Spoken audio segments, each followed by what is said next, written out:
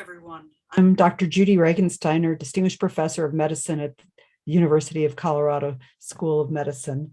And welcome to Let's Talk, Conversations about Women's Health.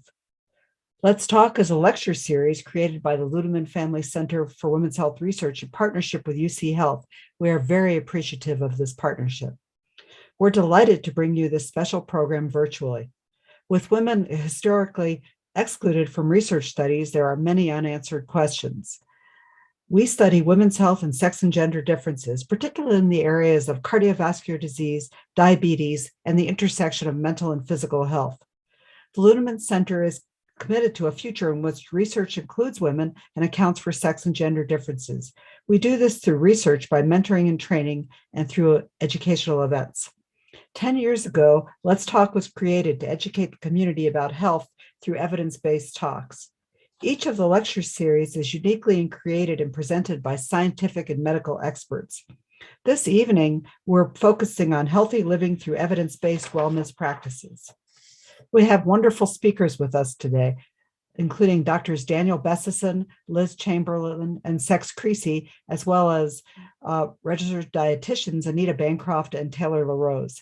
Please type any questions you may have for the speakers into the Q&A window. We'll be answering all your questions at the end of the program with a moderated Q&A session. So our first speaker tonight is Dr. Daniel Bessesen, and it's my privilege to introduce him. Dr. Bessesen is a Colorado native who attended Colorado State University and the University of Colorado School of Medicine. He is professor and clinical endocrinologist who sees patients at Denver Health Medical Center, where he was the head of endocrinology for many years. He's currently the director of the Anschutz Health and Wellness Center and is the Anschutz Foundation Endowed Chair in Health and Wellness. Dr. Bessesen is well-funded and well-published. His funding from the National Institutes of Health is for studies on body weight regulation and the adaptive responses to weight loss that promote prevent weight regain.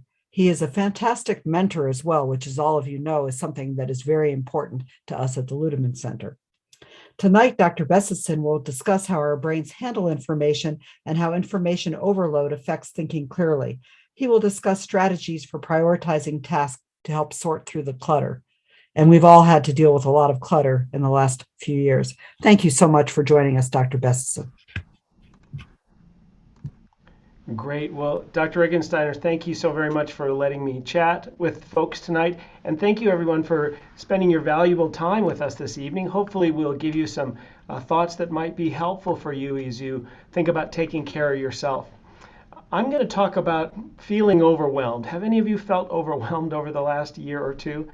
Why does this happen? What's going on in our brain when we feel overwhelmed?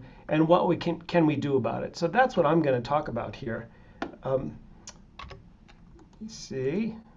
I'm going to talk about two topics. One is something called cognitive load. That's kind of a bit of information that we've learned from the neurosciences about how our brains handle information, what the limits are to that, and maybe some tricks that you can use to help your brains handle information a little bit more effectively and efficiently for yourself. The second thing I'm going to touch briefly on is how you manage your time. Most of us feel like we don't have enough time to do all the things that we want to. So I'll give you some thoughts on how you might approach that. What is cognitive load? Well, this is some things we've learned from the neurosciences. This is sort of your brain working. And what your brain does is it assimilates incoming information. You're maybe listening to me talk, you're looking at the slides, maybe your dog's barking in the background, maybe there's some food cooking and you're smelling that. And so your brain has to assimilate this sensory information. Some of it is sort of ignored. Maybe the dog's barking, but you're not really paying attention to that. Maybe you're paying attention to me, I'm not sure. Hopefully I'll give you some useful information. But some of this information then enters this important space in your brain called working memory. Working memory is maybe like the RAM in your computer. It's the place where everything is happening. That's where your awareness is. That's where your decision-making capacity is. That's where you're solving tasks. And this working memory, we'll talk a little bit more about it, but it's a limited resource that you have that needs to be managed. That information that's in working memory comes from the outside world, but it also comes from long-term memory. Maybe as you're trying to do a task, let's say doing your taxes, well, you remember where were those documents and how do I do my taxes and what's the date today? So that you may be looking at some documents, so information is coming from the outside, information is coming from the inside, and ultimately some of the things that you learn, maybe something you'll gain from my talk. Some of it may just be forgotten before I even finish, but some of it may enter your long-term memory and then you'll use it again. So really this working memory, this is a precious resource. We have limited working memory. This is short term. It's where decision making and learning occur. And it's a finite resource. It's sort of like a cup. It gets filled up, and if you put too much stuff in there, then it doesn't work very well. The size of the cup, the size of our working memory, is related to both physiologic and emotional stress, which reduce the size of that. If we're in an environment where things are calm, Dr. Chamberlain's going to talk about stress reduction, then the working memory can function well. If we're in an environment that's chaotic and disruptive, if we're under a lot of emotional stress, then the size of this working memory goes down and it's more challenging to make decisions. The working memory can only hold about 5 to 9 items at a time to solve a problem, and it can maybe do 1 or 2 or 3 things at a time. So if you have a task that requires your brain to assimilate multiple pieces of information at the same time to solve that task, then you can't do 2 things at the same time. Conversely, I can maybe take a shower and I'm washing my hair, but I'm thinking about what I'm going to do later in the day. So if the tasks are relatively simple, then I might be able to do more. So that's a little bit about how your brain works. What is cognitive load? Cognitive load is a research term that talks about the load that's imposed on working memory by a task. It's sort of like how much stuff are we putting in the cup, which can then affect its functioning, which then can make you feel overwhelmed. When you're feeling overwhelmed, it may be that you're having trouble thinking clearly because there's just too much stuff going on in your working memory. The people who research this think of 3 different parts of cognitive load. The first is the intrinsic load. That means how complex is the task itself. If I were to try to solve a calculus equation here, that would be very difficult. That would be a lot of cognitive load for me. Conversely, if I'm just going to eat a sandwich, well, that's pretty easy. I know how to do that. So the amount of working memory I need, the challenge of the task, is partly related to how difficult the task is. A second part of this is extraneous load, meaning how much working memory do you have to spend to get the information you need to complete the task, and how distracted are you? This is something you have a little bit of control over. For example, if I'm doing my taxes and I think, okay, I need this document and this document, but I don't have that document and I don't even know where that document is. Is it at work or it's on my computer? And so then I get distracted. And so now I can't really focus on the task at hand because I don't have the critical pieces of information and I'm distracted. And I may walk by the TV and all of a sudden the basketball game's on and now I'm completely off track. And so now I get stressed out because I'm not making progress on this task that I'm trying to do, and so I feel overwhelmed. So being aware of this extraneous load, how much work is it to get the pieces of information that you need to actually solve the problem, and where are they? And are there things distracting you? Is the room too cold? Am I hungry? Am I tired? Is the dog barking at me? Being aware that these things put a stress on your brain and then managing them can help you fight this feeling of being overwhelmed. There's also something called germane load. This is how much working memory does it take to learn how to do what you're doing. The first time you do your taxes, it's an overwhelming task. But over time, you can learn the task and you know how to be organized. I've done this before. I can get my documents together. I can turn the TV off. I can schedule my time. And now I'm going to be less overwhelmed because I've learned how to do the task. So extraneous load, it's modifiable. And it decreases with standardization, consolidated information, and a lack of redundancy. You know, sometimes I get multiple pieces of paper that do the same thing for my taxes. And now I have 3 of them. It's like, what are these 3 papers? It's the same thing. So if I just am organized by having a standard approach to commonly done tasks, I consolidate the information so everything's there when I need to do it. And I don't redo things over and over again in accomplishing the task. So these are things that you can do, that you could work to be more organized when you're doing tasks that are difficult so that they have less likelihood of overwhelming you. Interestingly, NASA knows that this is a critical thing. The tasks that those people are doing is that they're flying a spaceship out in space, and this is a very complex task, and they don't want people to make mistakes. And so they have been very rigorous about thinking, how much mental stress is this person under? How much physical stress is he under? Is there a time demand? How much frustration does this task involve, and can we simplify it?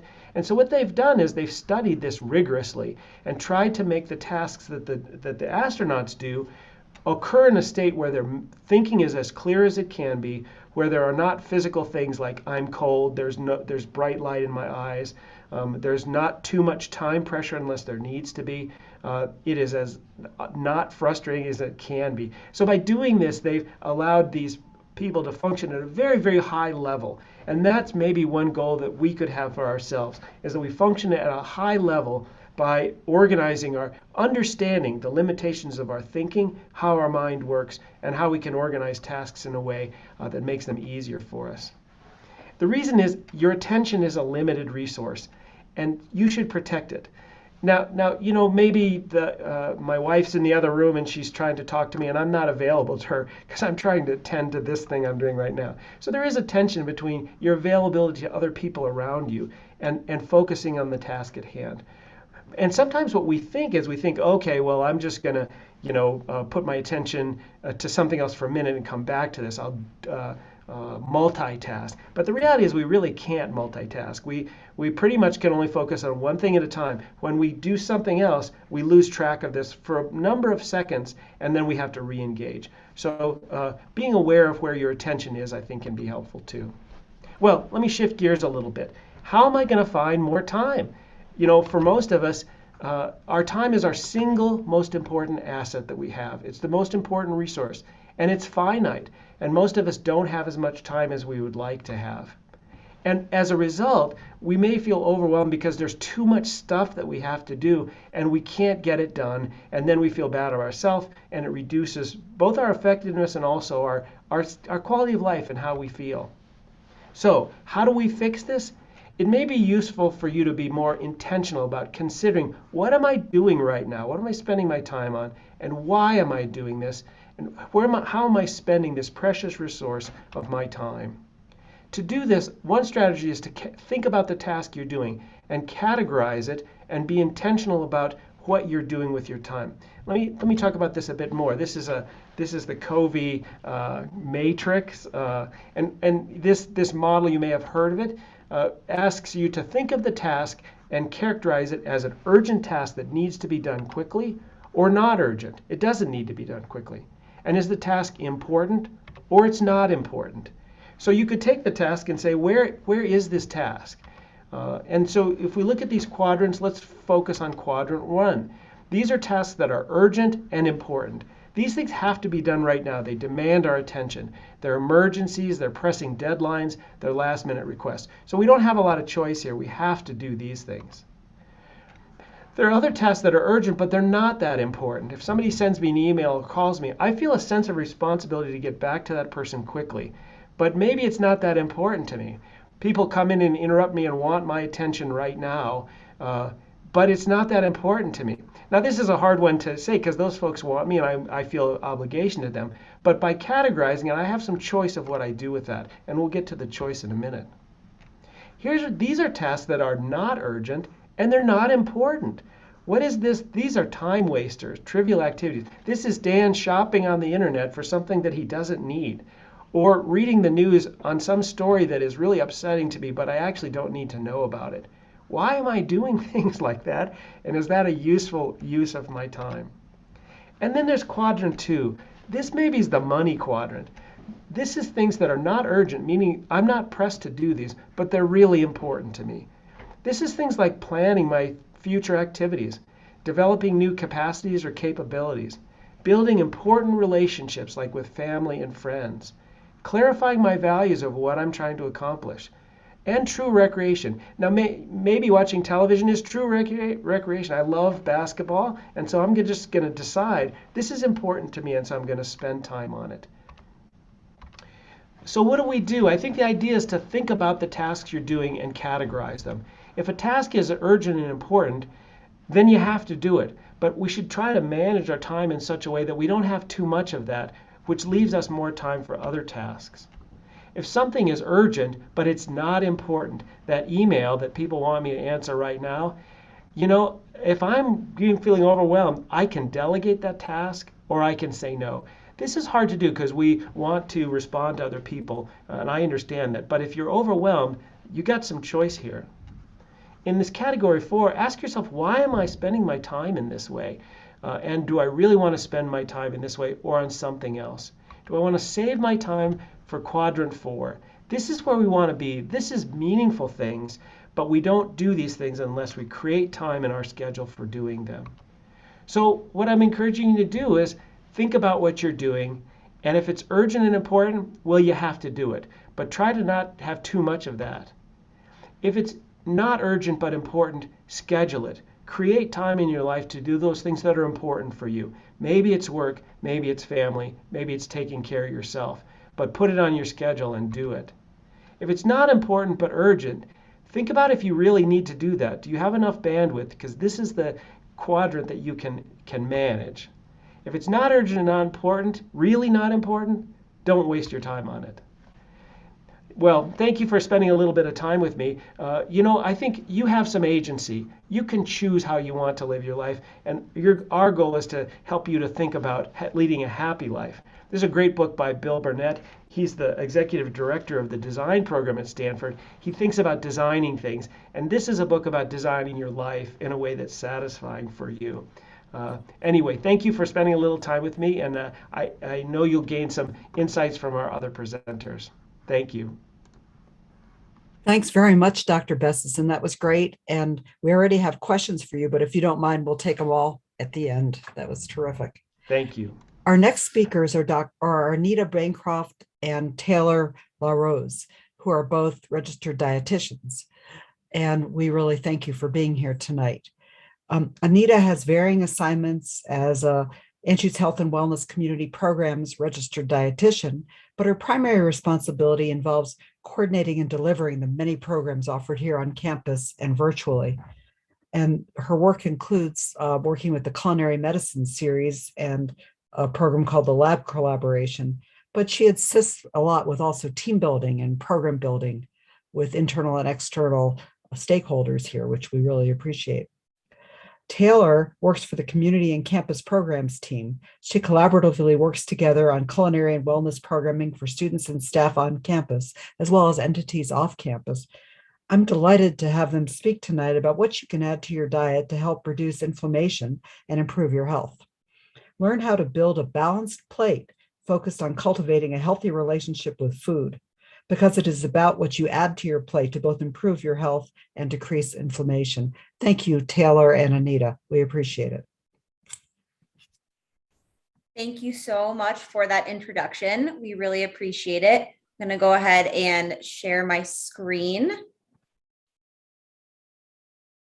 All right, so we'll go ahead and get started, and Anita and I are going to alternate in between slides. So both of us will be speaking tonight. We're going to be talking, as Judy said, a balanced plate to help fight inflammation. So as registered dietitians, we always like to talk about sustainable, long-term healthy habits, and adding things to our diet rather than taking them away tends to be a lot more sustainable in the long run. So inflammation is a hot topic in the nutrition world right now. So we really wanted to address that and talk about some different ways that you can help to fight inflammation by adding different things to your diet. Awesome. So to get started, we just really need to kind of cover a little bit about what is inflammation, right? So we hear all this term all the time, like Taylor said. So inflammation is really our body's natural reaction against harm or foreign invaders. There's two different types. So we have acute, which is it's going to occur when we have like an injury or an illness. And usually this is pretty short-lived. And then we also have chronic. So this is going to occur when we have kind of that buildup of foreign substances within our bodies. And those are going to cause our immune system to continuously attack. And that can last for months, even years. These are very often associated with things like metabolic diseases and different disease states, such as cardiovascular disease and type 2 diabetes and things like that. So how do nutrition and inflammation work hand in hand? So when looking at nutrition and inflammation, we know that diet can play a role in chronic inflammation in your diet. As Anita said, chronic inflammation can be affected by metabolic disorders, things like cardiovascular disease and type 2 diabetes. And we know that nutrition and our diet plays a role in the prevalence of those diseases. So by eating a variety of nutritious options, including fruits and vegetables, this can help to potentially reduce chronic inflammation in the body. What's really important is variety. So not only variety in your diet in general, but also variety in color when we're looking at fruits and vegetables. We'll talk about this a little bit more as we get deeper into the presentation, but different colors of fruits and vegetables provide our bodies with an array of benefits. So we want to make sure we're adding variety there. Healthy fats, such as unsaturated fats and omega-3 fatty acids, may also help to reduce inflammation. We'll talk about a couple different sources that you could add into your diet for the week in order to enhance those healthy fats. And we'll also talk about some ways you can add those in to some meals that you might already be eating. And then also we wanted to touch on foods high in saturated or trans fat have been linked to inflammation. Those don't necessarily need to be fully eliminated from your diet, but should be limited, and healthy fats should be chosen more often than those saturated fats. All right, so really kind of back to the beginning of what we just said, really focusing on adding and not subtracting from our diet. So instead of removing or restricting certain foods from our diets, we are trying to think more about what we can really add in to combat the chronic inflammation or acute inflammation that we might be seeing. So when we think about adding in things to our diet instead of subtracting, we kind of remove those thoughts around foods that we say, as bad foods or off limits foods. We really just kind of have a general overview of food at that point when we are thinking more about that adding in. And that really takes up the specialness of different foods, and it kind of just makes food. This is going to really reduce the likelihood of things like overeating on those off limits foods or foods that we tend to restrict a little bit more often. So restricting and dieting is really often associated with the strict binge and then guilty diet cycle. And this really does cause chronic fluctuations in our weight and our metabolism. And allowing ourselves allowing yourself all foods can make enjoying a healthy lifestyle more sustainable. So that goes back to, really trying to focus on what to add in so that it's more sustainable, because when we start to subtract, that's where we get to that more unsustainable diet or lifestyle.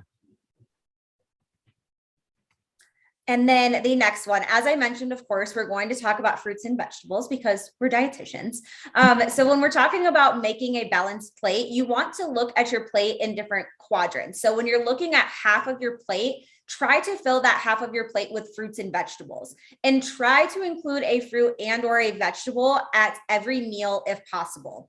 As I mentioned, eating the rainbow or eating a variety of colors in your fruits and vegetables is incredibly important because fruits and vegetables contain something called antioxidants and polyphenols. And as we mentioned at the beginning, that chronic inflammation is a buildup of those particles or free radicals in our body. And that's what tends to cause that chronic inflammation over time, is those continued free radicals entering our body, which can come from a variety of different things. It can be from those metabolic disorders, as we mentioned. It can come from environmental factors. There's a bunch of different reasons as to why we might have those free radicals, but having a variety of polyphenols and antioxidants in our body can help to reduce those free radicals over time. So eating the rainbow and increasing that variety, as beautiful as this picture over here, is super important. And another thing I do want to note on eating the rainbow and different fruits and vegetables, our taste buds can actually change over time as well. So If when you were younger, you maybe didn't like a fruit or vegetable, maybe try it again. And you might actually like it this time. One, I've never learned to like broccoli. I know I'm a dietitian, but I've never learned to like broccoli. So that's one, but I have learned to like other fruits and vegetables that I didn't like when I was younger.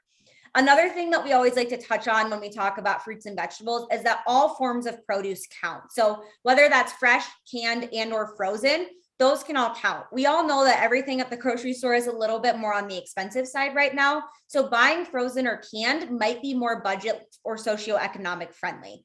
And just look for varieties that don't include additional sodium and or added sugar if possible. And then focusing on vegetables from each subgroup weekly. So the different subgroups are dark green leafy vegetables. So that's things like spinach and kale, red and orange. So bell peppers, oranges, citrus fruits, beans, peas, and legumes, and then also starchy vegetables. So think of things like your sweet potatoes or even a russet potato as well. All right, so on to protein. So really for our protein, we are aiming for 5 to 6 ounce equivalents per day. So this recommendation is really based off of kind of a moderately active human. And so in general, what this looks like is, 1 ounce of meat, poultry or fish. That one's pretty simple. But then when we get into other things like beans, this would be, one serving would be about a 1/4 cup of beans. It would be about 1 egg, 1 tablespoon of peanut butter, or a 1/2 ounce of nuts or seeds. Those are all considered a 1 ounce equivalent of protein. And so aiming to try to find a way to get in 5 to 6 of those a day. And then selecting a fatty fish such as salmon that contains omega-3s a couple times each week. Omegas really help fight that inflammation that we've been talking about. And a lot of times we find that, especially here in Colorado, right, we're landlocked. So it can be a little bit trickier on our brains to think about the fish, but it is really important. And so trying to kind of switch out different proteins for that fish a couple times each week can be really helpful.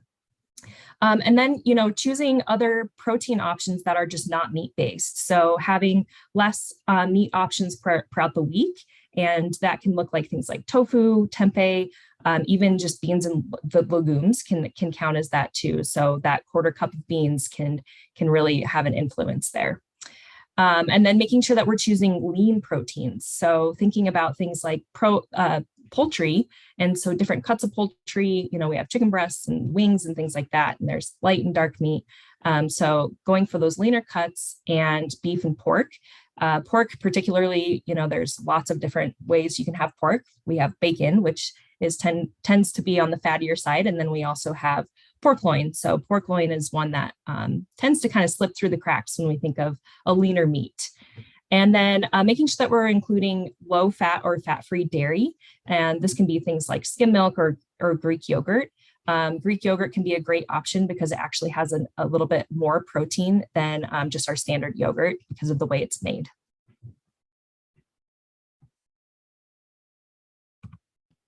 There we go. Sorry, my clicker wasn't working there for a second. One thing I also like to always touch on with Greek yogurt is that Greek yogurt, the way that it's strained as well, the reason that it's a little bit lower in sugar is because they strain out more of the lactose. So oftentimes people who are lactose intolerant can tolerate Greek yogurt a little bit better than those better than regular yogurt. So I always like to let people know that because I know that lactose intolerance is a pretty prominent thing. The other number 3 is choosing healthy fats. So choosing monounsaturated fats like olive, safflower, sunflower, or canola or avocado oil. So you can add these fats into a variety of different recipes that you're cooking at home. They're great high heat cooking oils. We talk about this very often in our cooking classes as well, but extra virgin olive oil kind of took its claim to fame in the last 10 years. And extra virgin olive oil is actually not the best option for cooking because it has a much lower smoke point than any of those oils listed up there. So these ones would be better for cooking because when you cook something in a low smoke point oil at a high heat, specifically meat especially, it can actually release carcinogens. So that's something we want to try to avoid because obviously that's something that can cause those free radicals to build up in our body and therefore cause chronic inflammation. So choosing these healthy fats can help to make our recipe is one, tasty and satisfying, because fat helps to increase that satiety and also flavor profile, but can also reduce the risk of those carcinogens. And then also focusing on those omega-3 rich foods 2 to 3 times a week, like Anita mentioned. So salmon, walnuts, and seeds are all fantastic options of omega-3s. We personally love to make salmon poke bowls at our house. We typically don't do sushi grade salmon. If you really wanted to get fancy, you could definitely do that. But we really like to air fry our salmon. You could also just swap out salmon for things that you would normally make. So think things like tacos at home. You could swap out salmon for a fish taco rather than, having your stereotypical beef taco at home. Topping salads or yogurt bowls with walnuts to add a little bit of extra crunch. And then additional seed options could be things like chia seed, hemp seed, or flaxseed. I personally love topping my oatmeal with these different seeds. And then also adding them to yogurt bowls or smoothies is another really great option. All right, so this takes us to whole grains. So choose items made with whole grain flours and cereals more often than we're choosing those with refined flours. And that's if it's, more of a process like a bread or a cracker or something like that. And if you're looking at the back of the package, a good way to tell if it's a whole grain is if that first ingredient actually says the word whole in it. So sometimes we'll see different breads on the shelf that are, brown bread, but they might not be actually a whole grain. So look for that word whole. And then including a variety of whole grains is really important as well. So things like brown rice, quinoa, millet, farro, those are all really great whole grains that you can add. And they're all very flavorful and have kind of different textures. So it's really nice. You can kind of mix and match your different meals. You can really make the same meal repetitively, but you can change up your grain and it really makes it a whole different experience. Going back to that poke bowl, you could really mix in, instead of rice, you could use a different grain there. You can get kind of fancy with whole grains. And then one of the reasons why our whole grains are so important is because of the dietitian's favorite F word, which is fiber. So this is really important because it promotes our gut health and it acts as a prebiotic for our good gut bacteria. So fiber can also aid in blood glucose control, and it does this by slowing the release of glucose to the bloodstream. And so that really kind of allows for a more steady flow of energy throughout the day, instead of having that kind of spike and then crash that sometimes we find when we're having some of those things like more sugary beverages and things like that. And then lastly, experimenting with fresh herbs and spices. So as you all know, or as Judy mentioned for us, Anita and I work in our campus and community team, and we do a ton of cooking classes.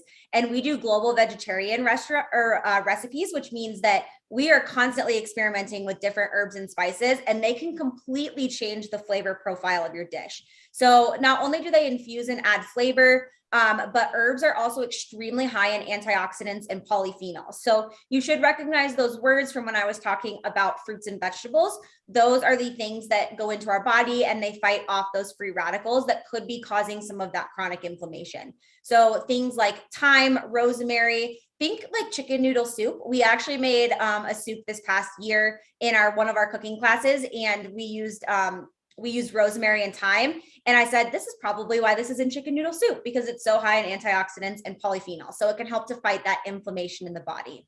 Using spices can also help to reduce the need for salt in food by adding additional flavor. And then two of the spices that are known to be anti-inflammatory are ginger and turmeric, and they provide a very exquisite and different flavor to a variety of dishes that you could add them to. One other thing about salt in dishes that we always like to touch on is that a lot of people think that they need to add more salt to their dishes, but typically you actually need an addition of an acid. So something like a vinegar or a citrus, and that will help to pull out the flavors similarly to how salt does. So these are a bunch of different ways that you could add in those herbs and spices to the dishes that you make at home. Experiment, see what you like. There's a variety of different things out there, and they have very high antioxidant and polyphenol benefits. All right, and then just quickly on this last slide, because we are going to touch on this later with our other presenters, on a few of these. So other lifestyle factors are really important to help fighting inflammation as well. And that includes sleep, movement, and stress. So it's really important to kind of try to aim for at least 6 to 9 hours a night of sleep. It helps our muscles recover, and it really can help with our hunger cues. So if you are low on sleep, if you're missing out on sleep, you actually are increasing the secretion of our hunger hormone, ghrelin, and it actually decreases our leptin, which is our fullness hormone. So our hunger cues can kind of be off when we're not getting enough sleep. And then movement, making sure that we're getting regular physical activity can really help fight inflammation in our body. And stress is our last one. And I know that we have, a whole presentation on stress as well. So I will let that go. And thank you all so much for having us tonight. We really appreciated getting to share this information with you, and we look forward to hopefully doing this again in the future. Thank you very much, Taylor and Anita. I really appreciate getting this information. I think it's really important and can help people eat a lot better and improve their health. Our next speaker tonight is Dr. Seth Creasy, who's currently an assistant professor of medicine in the Division of Endocrinology on our campus. And he's funded by an NIH Career Development Award focused on understanding how patterns of physical activity, sleep, and food intake behaviors are related to long-term weight loss. As part of that award, he's receiving training in measuring physical activity using the most modern and technological scientific techniques. He hopes that his research will make an impact on clinical and public health recommendations for weight management. Tonight, his talk will focus on immediate and long-term benefits of becoming less sedentary and moving more. In addition, he will provide strategies for becoming more active, and as well as tips to build healthy daily rhythms that make engaging in physical activity easier. Thank you, Dr. Creasy. Perfect. Thank you so much for that introduction. Are you guys seeing the correct screen? Are you seeing mine? I think we're okay. Okay, perfect. All right. So I'm going to go ahead and talk about what, when, and why, and how to move 4 keys to improving your health. And just to briefly talk through what my presentation will be on, a quick outline. So first, I'll define what is physical activity and sedentary behavior. And then I'll talk about why you should increase your physical activity and decrease sedentary behavior. When should you be engaging in these behaviors? Does the time of day matter? So we'll touch on that. So that's one of the areas of research that I've been focused on for a while now. And then how do you fit these healthy behaviors into your day? We all only have 24 hours in a day. So how do we make physical activity a priority, and how can we fit this into our busy schedules? So first, let me define sedentary behavior. It's any waking behavior resulting in low energy expenditure while sitting or reclining or in a lying position. So all 3 of these postures that I'm showing here are what we would classify as sedentary behavior. What is it not? It is not sleep. So sleep is thought to be a healthy behavior, whereas sedentary behavior is thought to be an unhealthy behavior. And we'll talk a little bit about why that is. It's mostly has to do, it could be with posture, but it also has something to do with the low energy expenditure associated with sedentary behavior. It's typically coupled with other either healthy or unhealthy behaviors. So for me, I know I accumulate most of my sedentary behavior in the work office. I get about 8 hours a day of sedentary behavior just built into my workday by the nature of a computer-based job or a desk job. It could also be coupled with television. It could be games. These could be board games. These could be video games, different types of games. They also could be coupled with social activities, sharing meals, etc. All of those could be classified as sedentary behavior. So what is physical activity? So physical activity, in contrast to sedentary behavior, is any bodily movement produced by skeletal muscle that requires energy expenditure. So the key here, the key difference is you're increasing energy expenditure when you're doing physical activity. One thing that I want to point out is intensity of physical activity is important, but it's relative. So when we talk about the health benefits of physical activity, we're typically focused on moderate intensity physical activity. But there's a full spectrum of physical activity. There's light activity, which would be typically thought of as like you're just normal strolling around walking. Moderate intensity would be a little faster pace than your normal walking around pace. And then vigorous intensity exercise would be considered running. But it's all relative. So if you're looking at, like, if I have an endurance athlete and I say, go for a 10-minute walk, for that endurance athlete, that might be light physical activity. Whereas if I take an individual or a client who hasn't been physically active ever in their life, and I say, go take a 10-minute walk, that might be moderate or vigorous for that participant. So it's all relative. And it is important, but it's not the end all be all. It's meeting people where they're at. And I'll talk more about that in the coming slides. I also want to sort of talk about this notion that physical activity does not necessarily mean exercise. So when people think about physical activity, they may think of a gym setting and running on a treadmill or an elliptical or whatever it is. But that's not necessarily what I'm talking about. All exercise is physical activity, but not all physical activity is exercise, if that makes sense. So in 2020, the US Department of Health and Human Services got together a group of, it's like 20 or so experts to come up with these physical activity guidelines for Americans. And this was the second edition that they did of this. They released one in 2008, and then they released these in 2020. And what they were tasked with is, what is all the research related to physical activity? What are the benefits? And what should we be recommending to people? And as experts typically do, they came up with a 300-page document outlining what physical activity is and isn't, what are the benefits, all of that. But what they did a really nice job is they had a couple of different infographics and a couple summary points to the literature. And one of the first ones that I want to point out, which I think is probably the most important takeaway from these guidelines, is this infographic here. And what this is on the x-axis is physical activity. On the y-axis is daily sitting time. And the colors in the background are, in this case, mortality risk, but it could really be associated with risk of any chronic disease. So heart disease, diabetes, forms of cancer, et cetera. And what this demonstrates is if a person engages in a high amount of sitting time. So the colors, just real quickly for the disease risk, green would be a low risk, yellow is a moderate, and then red would be a higher risk. So if a person engages in no physical activity and a high amount of sitting, they're at the highest risk for mortality. If they move, if they have a high amount of sitting, but they engage in a high amount of physical activity, they move across the spectrum into a moderate risk. And if they're physically active enough, they can offset most of the deleterious effects of sitting. Similarly, let's just say we have a person who's not physically active and they are sitting a lot. If they just decrease their sitting time, they lower their risk back into the moderate category.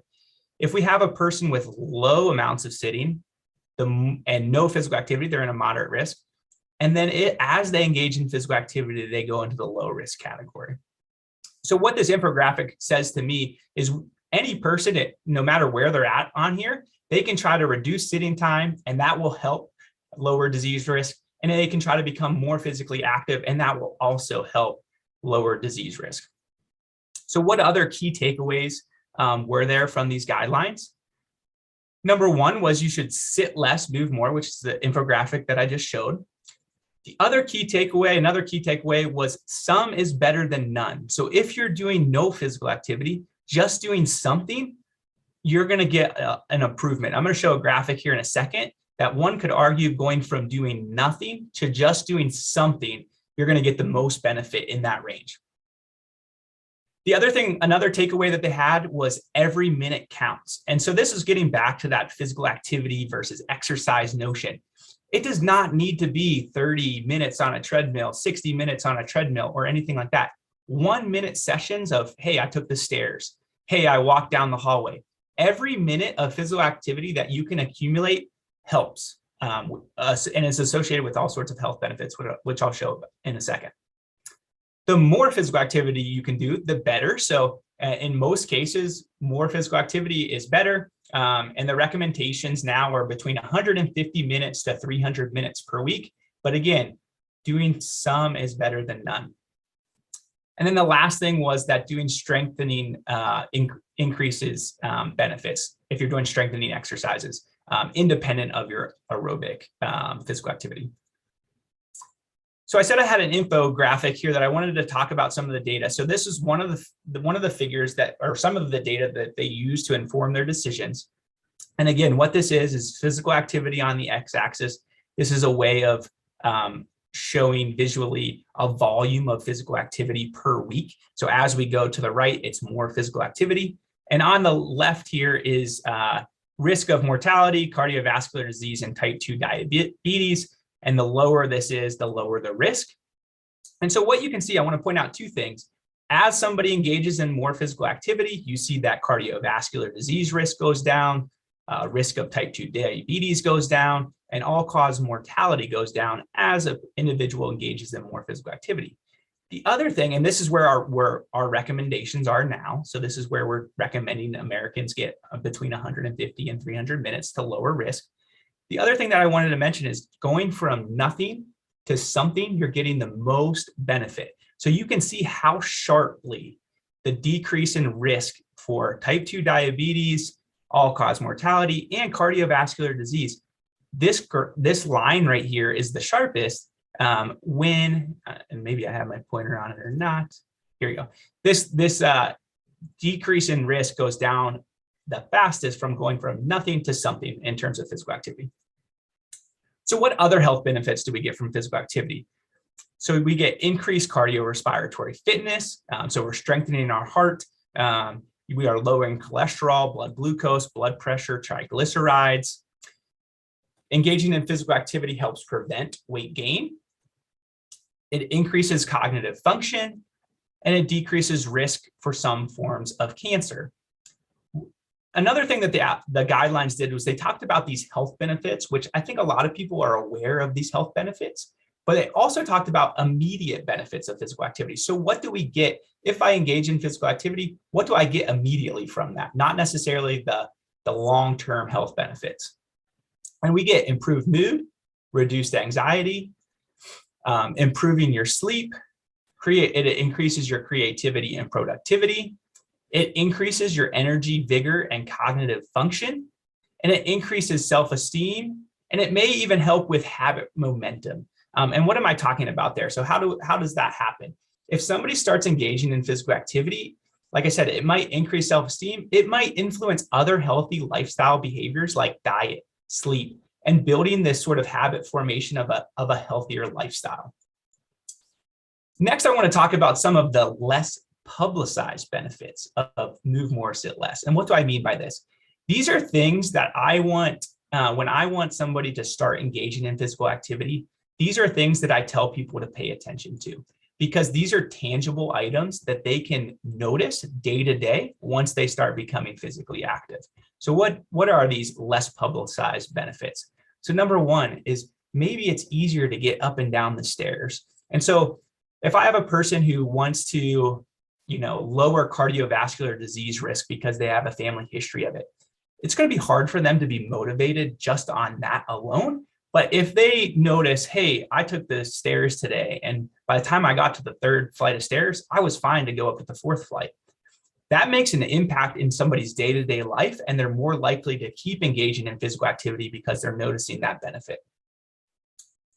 Maybe it helps you keep pace with your children. So I have a toddler that just turned 14 months, and I struggle to stay up to speed with him. And so I think that's a motivating factor for parents or grandparents as they age. It's harder to be active, but if you're engaging in physical activity, you can keep pace with those younger children or grandchildren.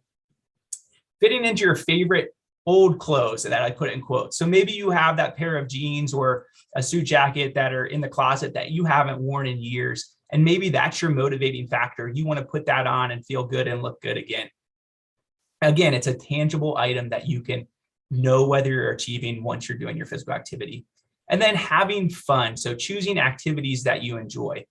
If physical activity is a chore to you, it's unlikely that you're going to continue to do it. So if you're going into the gym and you're doing 30 minutes on the treadmill, but you hate doing 30 minutes on the treadmill, it's unlikely that you're going to keep doing that long term. So think of things that you enjoy. Maybe it's dancing, maybe it's Zumba, maybe it's group fitness because you enjoy the social interaction with other people. So think differently about your physical activity. It doesn't necessarily mean that you're going to the gym and getting on the treadmill and doing that thing.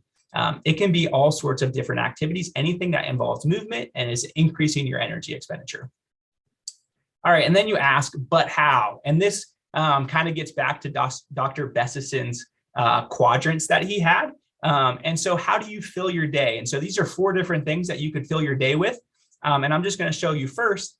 If you put in the big rocks first, you would say that, hey, I filled up my day. That's a pretty full day of things.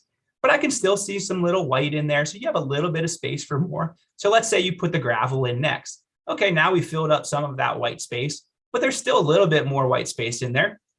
And so we'll dump in the sand. And that sand then goes throughout all of the other cracks. And now you look at that and you say, oh, my day is completely full.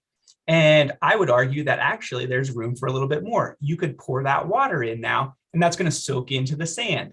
And so what is this analogy that I'm showing here?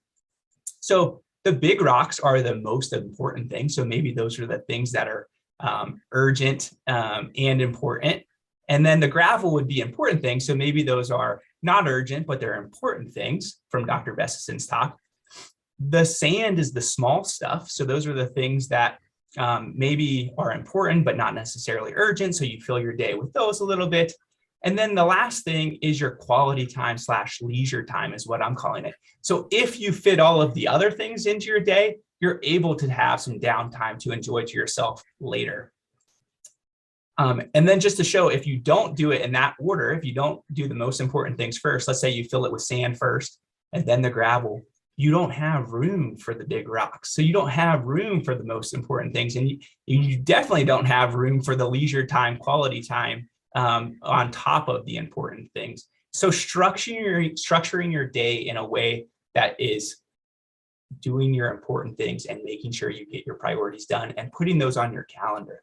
Particularly related to physical activity, do you put it on your calendar every day to make sure it's an agenda item that gets done? Again, but how? Another thing that I want to just mention is begin when you're ready or where you're ready. Like I said, physical activity is a spectrum. If you've been doing nothing at all, just start with a 5 or 10 minute walk. It doesn't have to be, I think we get caught up in it has to be 60 minutes of vigorous, or I have to do the 5K. If you haven't been doing anything, start where you're at and start small. So that was my next bullet point is start small and start consistent. So there's been some evidence if you do 5 minutes every single day of the week, that helps build the habit as you move forward, rather than trying to do 40 minutes on one day and then you miss a couple of days and then you do 40 minutes another day. Be specific with what you're going to do. Be conscious of those mini benefits that I talked about before, those less publicized benefits, and then enjoy the activity. The next one, and I just have 2 more slides. The next one is just how do you increase lifestyle physical activity in your day? So how do you just structure it into your day? Number 1, you can take the stairs instead of the elevator. Park farther away from where your office is. Get family involved so you could go on a family walk after dinner. Changing both home and work norms. You can have walking meetings rather than sitting in a conference room. Walking the dog, doing activity breaks during commercials of TV, having a standing desk in your office. Just that posture change has health benefits. Adding in music, just naturally, if you have music playing, you might move a little bit more. Trying to drink more water so you have more bathroom breaks at the office or whatever it is, so you can get up every hour or so to break up your sedentary behavior. The last thing is make life more inefficient. And what do I mean by that? Maybe you have a real mower instead of a normal push mower. Shovel your snow rather than a snow blower. Try to do more increased work by hand. Does the timing matter? We've done some work in this area. Should you work out in the morning or the evening? And if I get specific questions afterwards, I can answer those. Right now, I think it depends on the health outcome you're most interested in. Do what works for you, because all physical activity is beneficial. So if you can exercise in the morning, do the morning. If it's the evening, do the evening. Consistency may help with habit formation, but flexibility may also be important. So just to quickly summarize some take-home points: move more, sit less. Going from nothing to something yields the most benefit. Focus on your why. So think about why you want to be physically active. Choose activities that you enjoy and prioritize what is most important to you. Thanks. Thank you, Dr. Creasy. Our last speaker tonight is Dr. Elizabeth Chamberlain, who's a licensed psychologist in practice at the CU Wellness Center at the CU Anschutz Health and Wellness at our center. And she holds a clinical appointment as a senior instructor in the Department of Psychiatry, as well as a leadership appointment as faculty wellness officer in the Department of Psychiatry. She focuses her clinical work in mindfulness-based intervention and has integrated these evidence-supported therapies to help individuals, couples, and workshop participants learn new ways to see blind spots, navigate change, and construct new narratives. I really am thrilled to introduce you, Dr. Chamberlain. Thank you for being our speaker tonight. Thank you for that lovely introduction and for such wonderful presentations beforehand. I'm hoping we can integrate a little bit of this. So I'm first going to share my screen and I'm going to invite you all just for a moment to place your feet on the ground wherever you are and just lower your gaze or close your eyes for just a moment and maybe roll shoulders back or move a little bit and just drop into your breath. Just noticing it just for a moment. Asking any tension or any tightness just to soften. And today, opening your eyes, I'm going to talk a little bit about mindfulness and self-compassion, and especially how this can help with stress.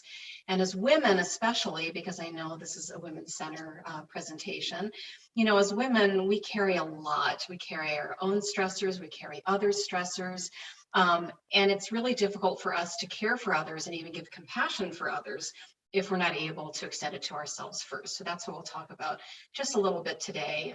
This is just a very brief taste of some practical mindfulness strategies for stress and to give you some resources so that if any of these pique your interest, pique your curiosity. I really like Dr. Creasy talking about noticing, seeing what you notice, what engages you. And Dr. Bessem talking about focusing, and maybe this might give you just some other ideas about how to focus, maybe how to do some of the meal planning that Taylor and Anita talked about.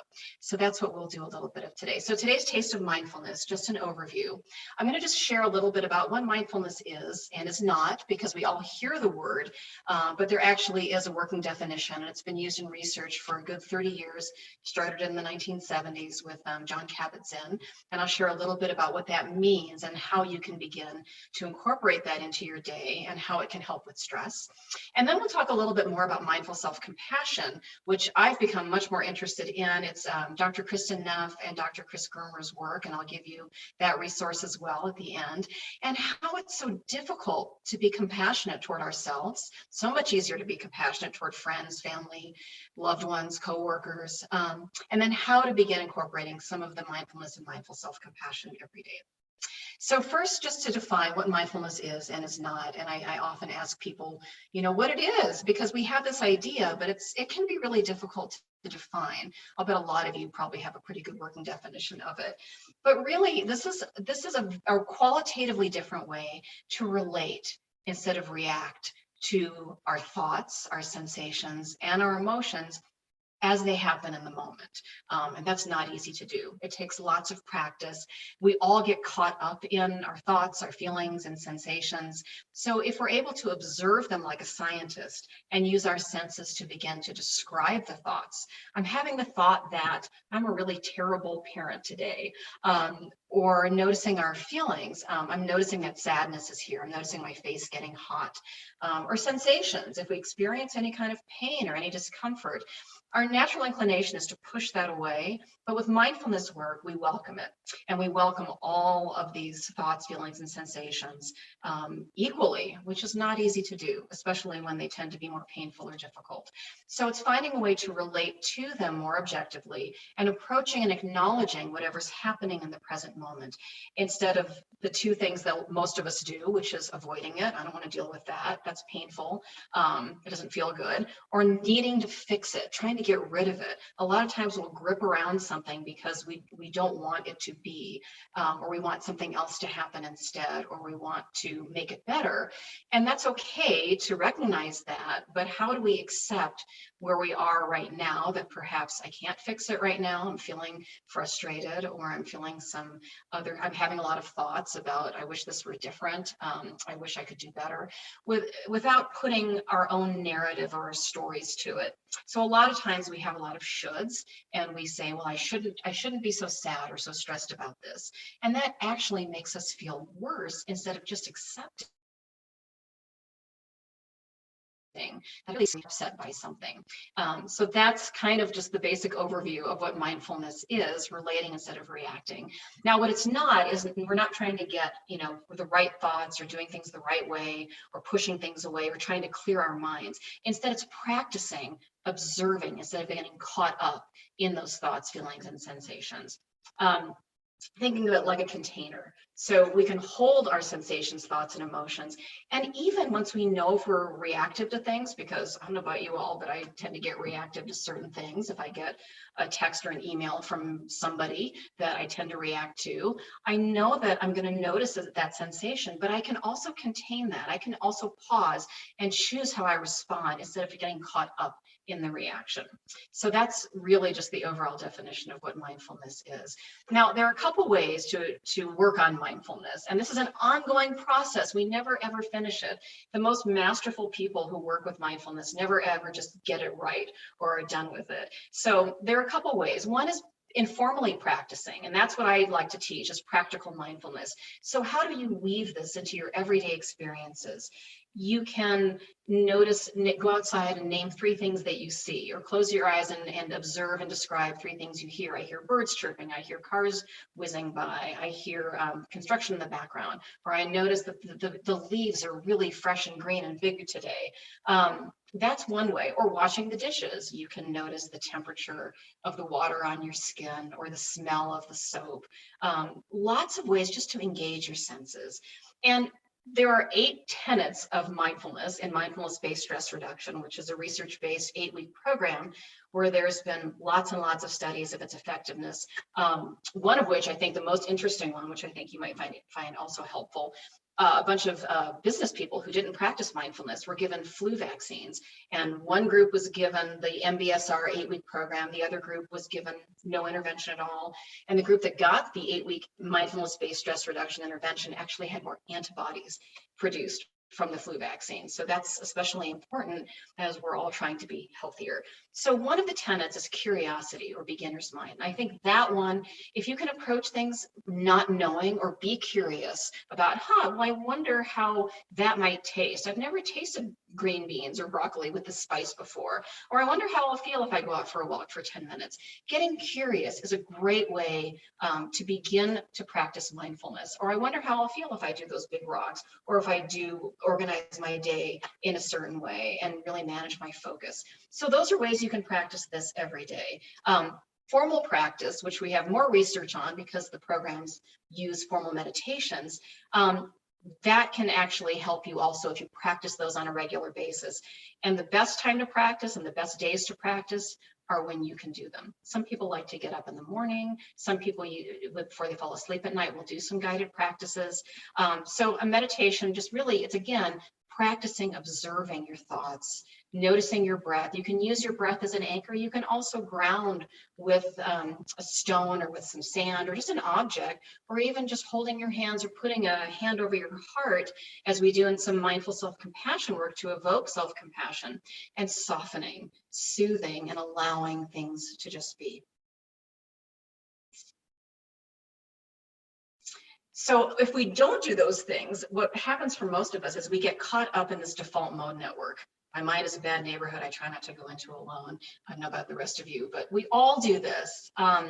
So it's very helpful to help us figure things out. But unfortunately, our brains are wired to be like Velcro for negative things and like Teflon for positive things. So the negative things stick and those good things just bounce right off. And if this interests you, I would encourage you to look at Rick Hanson's website. He's wonderful. He's got a podcast with his son, as well as just really short, just one thing you can focus on to learn how to install like software and how to incorporate that neuroplasticity and begin to take in the good.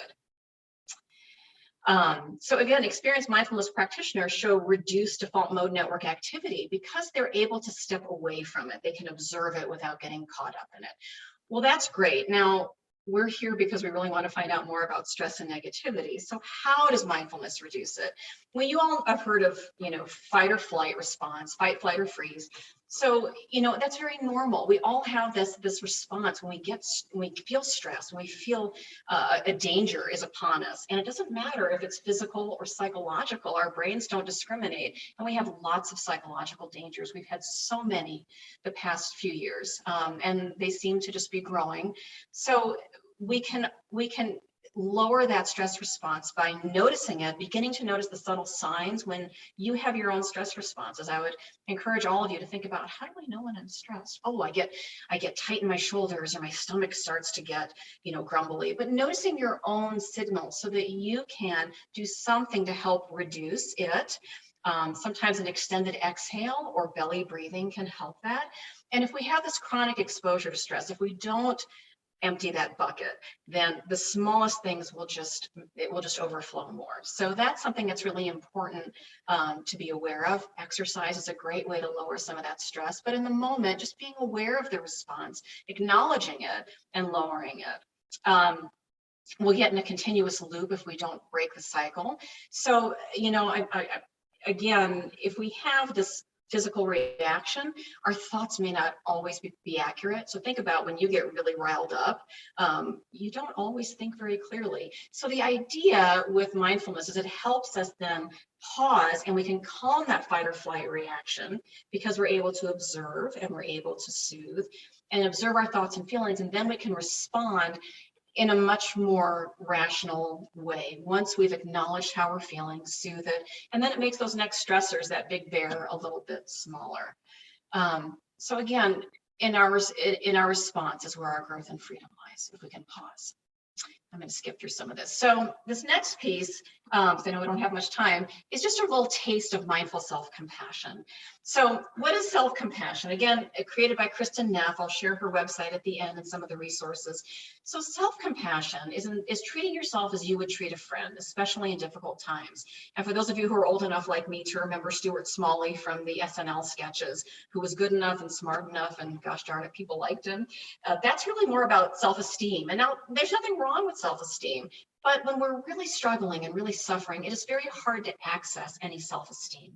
So compassion is really holding our suffering instead of trying to boost ourselves up with a lot of positivity that might not be where we are in that moment. So the mindfulness helps us approach some of those difficult feelings and then hold them as we go through them. So that's really what self-compassion is. And Kristin Neff notes the three components of it, which are mindfulness. So first of all, just the awareness of all the feelings. And we know that, sadness, anger, frustration, those are much more difficult than happiness and joy. But recognizing them, common humanity, meaning I'm not alone. Everybody feels this. I'm a human. I come with a certain amount of emotions and feelings that I can't always control, but I can say I'm not alone and this is really difficult right now, and then extend ourselves some kindness to say, may I have comfort, may I accept myself as I am, or may I have strength.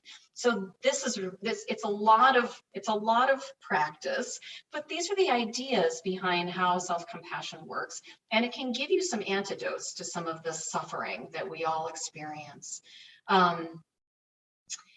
Accepting it. So some of the slight differences are really checking in with what do I need right now instead of what I'm just experiencing, but how do I give myself caring and be kind to myself when I suffer? So what gets in the way of being self-compassionate? And I bet a lot of you have some ideas.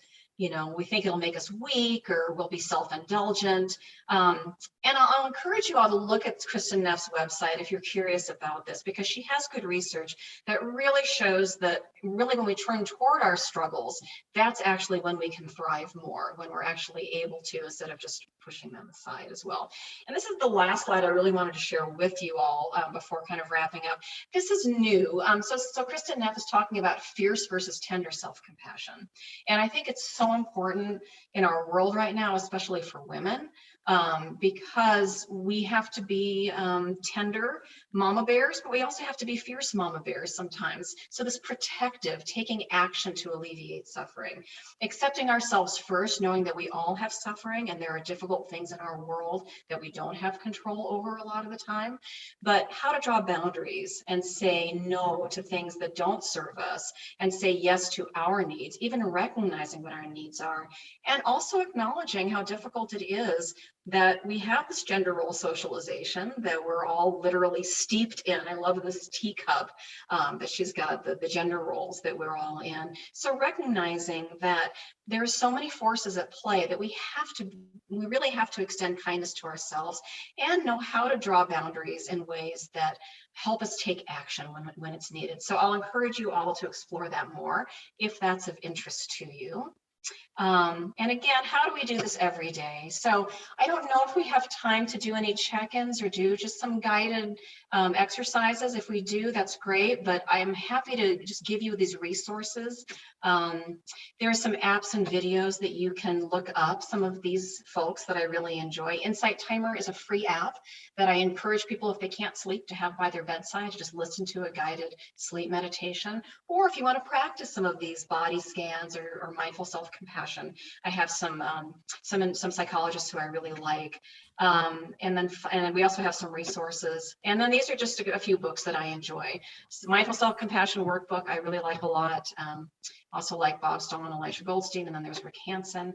And I'll just give you all permission to practice self-compassion. I know. Thank you.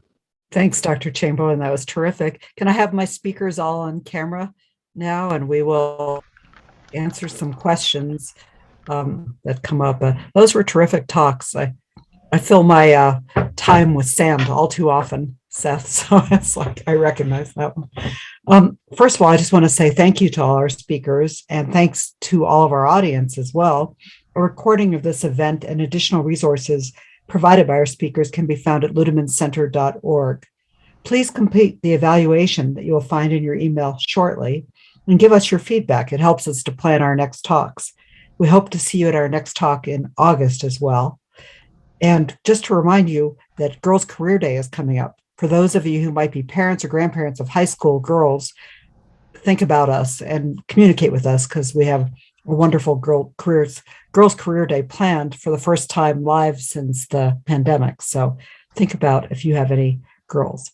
So now I want to turn to some questions that we have received. And Dr. Bessison, the first question was, how helpful are over-the-counter products such as Prevagen and Nutreva? Yeah, I must say, I think there's just limited evidence about that. I think I don't know that I would strongly advocate those products. But again, I think each of us is an individual, and I think you have to be aware with some of these products. I'm not aware of any safety concerns with those products, so I guess I wouldn't actively discourage it. And if you tried something and found that it was useful, I think that's reasonable. I think to really think about things you can do in your environment to make your thinking more clear, I think that's what I'd encourage you to give some thought to. A question I also received was about, are the portions to Anita and Taylor, you said that 5 or 6 ounces of protein a day was recommended. Is that the same for men and women? Yeah, so that recommendation is based off of somebody who is going to be moderately active. And so it's really based off of how active you are and a lot of other things. But that's kind of like the general overall guidance. Taylor, do you have anything other to add to that? You said exactly what I would have said. Okay. Are there any good substitutes if you will be on a low fiber, low residue diet? That's a tricky one. So those are typically doctor prescribed diets. So really that would be, you would want to follow that as, as your doctor prescribes it. But if you're talking about things like fiber, that would still include items like white rice, even though if we're comparing it to something like brown rice, there's less fiber in it, but there still is fiber. And that would be something that would be on that type of diet. Dr. Creasy, can you talk about the different health outcomes of morning versus evening exercise activity? Yeah, sure. And sorry I didn't have a bunch of time to focus on this. This is one of my areas of research. And I'm primarily looking at the question related to weight management. So should you exercise in the morning or evening for weight loss? And typically with exercise alone, there's a variable response. And so we're trying to understand, if we manipulate the timing, can we get more bang for our buck and get more people to respond to one versus the other? And I would say the jury's still out on it. We're actually running a study right now, if anybody's interested, where we're randomizing people to morning versus evening exercise over a 7-month period. And we're measuring, how does it affect other lifestyle behaviors? So if you engage in morning activity, how does that alter your eating behavior the rest of the day? Does it affect your sleep the rest of the day? Does it affect your energy or mood? So we're trying to answer some of those questions now. I will say the preliminary evidence right now would suggest that morning exercise might be a little bit more beneficial for weight management. For blood glucose control, it might be evening exercise that's more beneficial to engage in. If you're looking for sport performance, again, probably evening exercise. So it kind of depends on which outcome you're looking for. Can somebody comment on the fact that even if you exercise quite a bit, it may not contribute to weight loss? Yeah, so it's a really good point. Yeah, so and the physical activity guidelines were pretty clear that they're helpful for weight management, so preventing weight gain, but weight loss from exercise alone is usually just modest, a couple kgs. Although it has a lot of great health benefits independent of weight. Yes. So I think all the things that Seth talked about that are not necessarily related to weight. So I think moving as much as you can help your health in a lot of ways. Do you find that discourages patients, though, Dr. Bessison? Yeah, I think so. I think I hear that in my clinic a lot. People say, well, I'm exercising and I'm not losing weight. And I try to pitch the other health benefits. But if the person wants weight loss, that's their motivation. So I think if somebody says up front, should I exercise for my weight? I say, on average, the weight loss is not that much, maybe 2%. But there's high variability, and so for some people it is an important strategy. You don't know until you try it, and definitely it's useful for weight loss maintenance. So if somebody's lost weight already, it's probably very important for those folks to be active to try to sustain that weight loss. Dr. Chamberlain, do you find that people are able to work with mindfulness towards weight loss? Oh, that's a great question. I actually, yes, because we use this from one of the studies out of Rush University, for which I'm the health psychologist interventionist for Colorado. This is a multi-site trial. And we actually teach mindfulness stress reduction strategies, because we all eat for reasons other than hunger. And stress is a really big reason that we eat. So if we're able to know what our stressors are, beginning to pay attention to those cues, the rewards that we get when we engage in certain behaviors like eating, we can use mindfulness practice to pause, because it really is practicing the pause and responding instead of getting caught up in our habits and our typical reactions. So yes, mindfulness practice can help with managing weight, absolutely. We talk a lot about weight loss, but one of our participants asks advice on healthy weight gain for those who are underweight and plant-based. Who'd like to take that one? That's me. Sorry. That's okay. So typically how I would answer this question is, number one, working with a dietitian to get a more personalized plan is really going to be the best option, because only knowing underweight and plant-based, unfortunately, is not enough to give a personalized plan. So working specifically with a nutrition professional like a dietitian can really help to narrow down where you could actually add nutrients and density in your diet throughout the day. If you cannot afford a dietitian, or if the one is not accessible to you, something that you could focus on is eating every 3 to 4 hours and emphasizing protein and carbohydrates at every meal specifically. So that could be anything from, if you're plant-based, soy, pistachios, and quinoa are all plant-based complete proteins.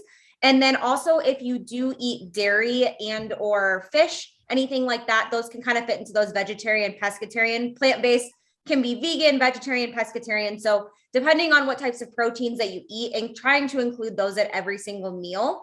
And then number 3 would also be increasing density by adding in healthy fat. So oftentimes I tell people who are struggling with, they just don't feel that hungry, you can add quite a bit of calories and density by adding a tablespoon of olive oil or half of an avocado, a couple tablespoons of hemp seeds, but it doesn't increase the volume of your food. So it doesn't feel like you're eating an enormous amount compared to what you would normally eat, but it does still increase, 1, the nutrients that you're taking in, and then 2, also the density of those nutrients as well. Somebody questions, you don't mean 5 to 6 ounces of protein per day, but per meal, right? And I quote. Anita, you want that one or you want me to take it? So that one is going to be going back to that slide where it says 5 to 6 ounce equivalents. And that is going to be our per day recommendation in general. So that kind of goes back to that moderate activity. So when we think about the ounces, that's going to be the fish, poultry, those are direct ounce equivalents, but things like those legumes. So 1 of those ounces would be about a 1/4 cup of beans. So when we think about it as in that kind of actually, it grows, right? So it's a little bit more to look at on the plate rather than in ounce equivalents of meat.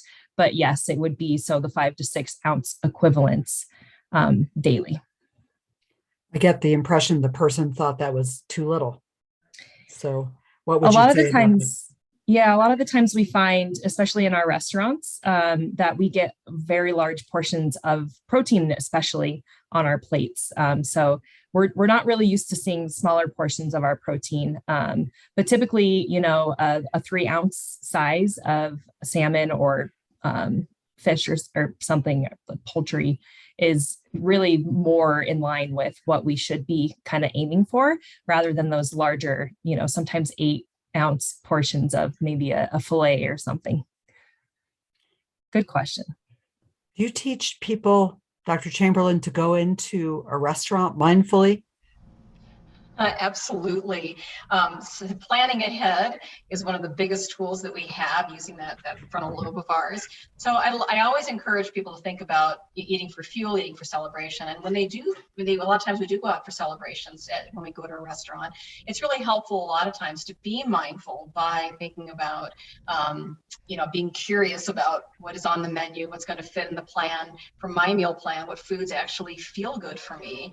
And one way to be very mindful or help yourself be more mindful is sometimes when the plates are so big, as Anita was sharing, to really take half of it and have half in front of you so you can eat slowly, engage in conversation, not get caught up in just eating whatever's on your plate while you're visiting with somebody, because you might be more mindful in the conversation of being aware of who you're talking with and not so much about what's in front of you. So planning ahead and ensuring that you make a plan that's good for you, and approaching it knowing that you might overeat is always a great way to be mindful. That's great. Dr. Bessison, do you have certain recommendations for a person with PCOS, polycystic ovarian syndrome, with nutrition, exercise, etc.? Yeah, maybe we can get Seth and Taylor and Anita's thoughts on this too. For me, PCOS is a complicated thing. I think there's this deep desire to have a diagnosis, and diagnosis sometimes feels like it will lead to a prognosis. We want to know, what do I have, and what does this mean for me? And as an endocrinologist, the challenge for me about PCOS is it's a syndrome, and so it has different pieces for different people. And for some women, the fertility issue is primary. For some women, excess hair growth is challenging. For some women, irregular periods is the challenge. For some women, it's weight gain and maybe insulin resistance or diabetes. And so the challenge for me clinically is what's the main goal here? Because sometimes what we do about one of those issues competes with what we do about other issues.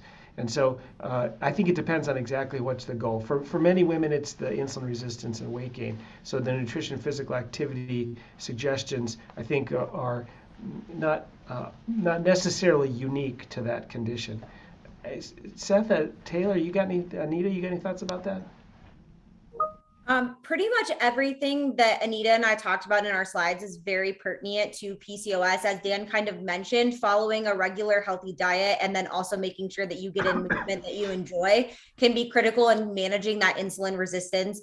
And then also one really big thing here that I hear a lot with insulin resistance, even diabetes as well, is don't skip meals. This can cause irregularities in your blood sugar. And then also, as Anita and I talked about, focusing on those whole grain carbohydrates when you are choosing carbohydrate sources more often, because that's going to help stabilize and manage your blood sugar and your satiety much longer than some of those more refined carbohydrates.